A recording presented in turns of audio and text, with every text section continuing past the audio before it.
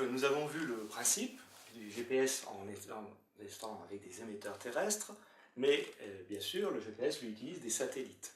Alors pourquoi utiliser des satellites? Parce que sur la Terre, si on mettait des émetteurs, très vite, à cause de l'horizon, enfin, à cause de la rotondité de la Terre, les émetteurs vont se trouver derrière l'horizon. Et donc on recevrait un signal atténué très vite, et puis surtout avec des erreurs de propagation, on ne pourrait plus calculer la position, et ça obligerait aussi à couvrir la Terre de milliers d'antennes, et les océans, on ne pourrait pas être couverts de cette manière.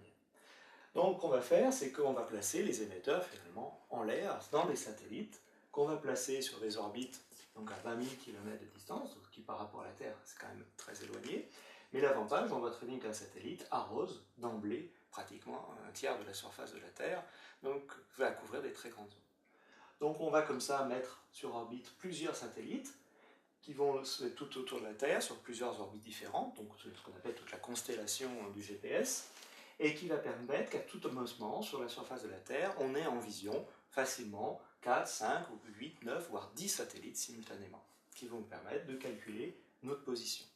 Donc on va faire le même principe qu'on a vu tout à l'heure, en calculant des distances, mais cette fois-ci par rapport à nos satellites.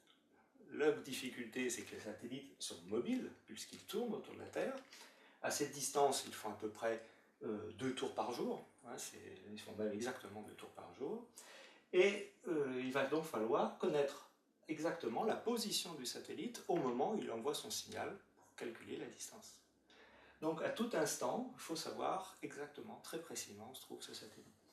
Pour ça, on a ce qu'on appelle les éphémérides, ce sont des sortes de tables de calcul, qui vont être récupérées dans le récepteur du GPS, et qui vont donc permettre de savoir qu'au moment où le GPS a envoyé son signal, il se trouvait très précisément à cet endroit dans le ciel.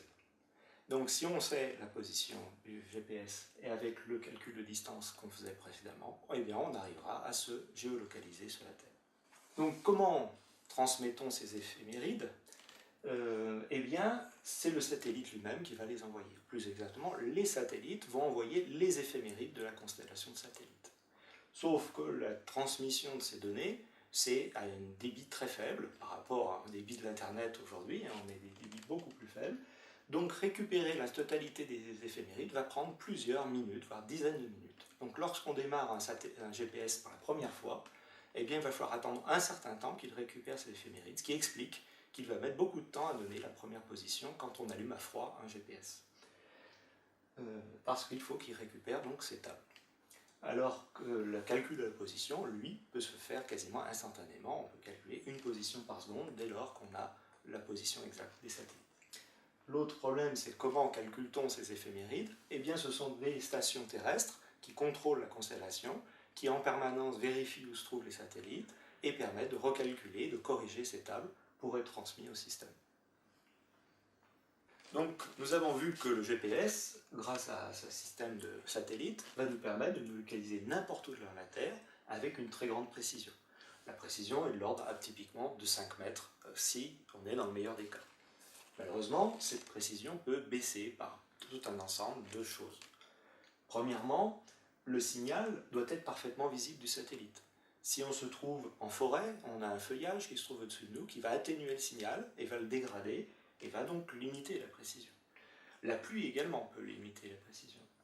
Ensuite, si on se trouve dans une ville, les bâtiments qui sont proches vont faire des ombres, vont nous empêcher de voir des satellites dans certaines directions.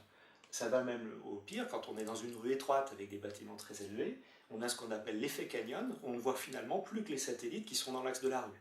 Et donc, on trouve le problème évoqué tout à l'heure, c'est qu'en ayant des satellites alignés, eh bien, on n'est plus capable de faire un calcul correct de la position, puisque les cercles vont plus se recouper bien à angle droit en quelque sorte. Le cas le pire, c'est évidemment quand on se trouve à l'intérieur des bâtiments. Là, on ne voit plus les satellites du tout, puisque le toit nous isole complètement de l'extérieur, et donc on ne peut plus recevoir les signaux, et la géolocalisation par GPS ne fonctionne pas à l'intérieur des bâtiments. Alors, dans ce cas-là, on peut également utiliser d'autres techniques. Il existe des systèmes permettant de se localiser avec les bornes Wi-Fi, ou les systèmes qui permettent de géolocaliser avec les émetteurs des systèmes de radiotéléphonie mobile, qui utilisent non pas le même principe que le GPS, puisqu'on ne calcule pas du temps, une différence de temps, mais on va calculer une distance à l'émetteur par l'atténuation du signal, ce qui est beaucoup moins précis, mais permet quand même des localisations à l'ordre d'une centaine de mètres avec les systèmes de téléphonie mobile, parfois moins, tout dépend bien sûr du nombre d'émetteurs.